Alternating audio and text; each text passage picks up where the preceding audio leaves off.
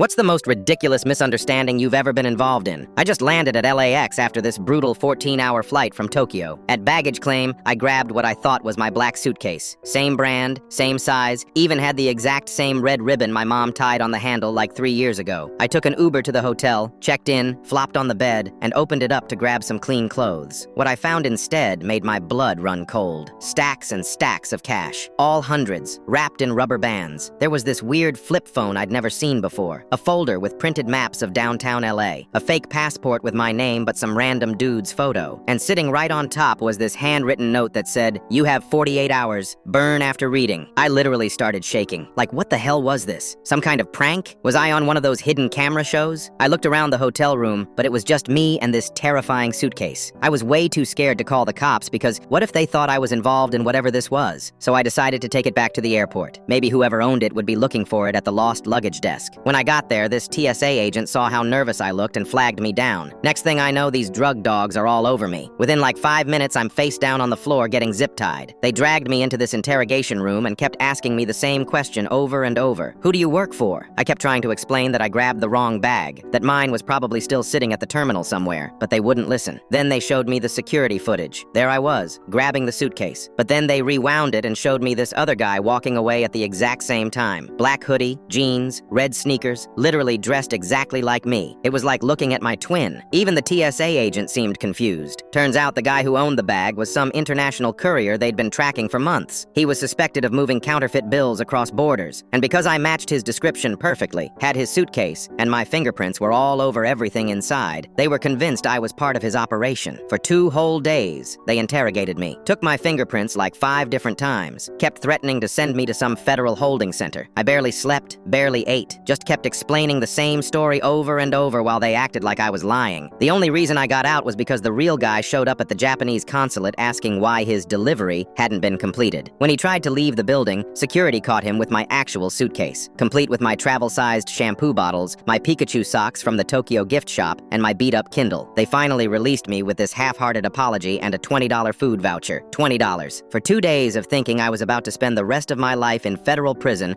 over some random dude's illegal money operation.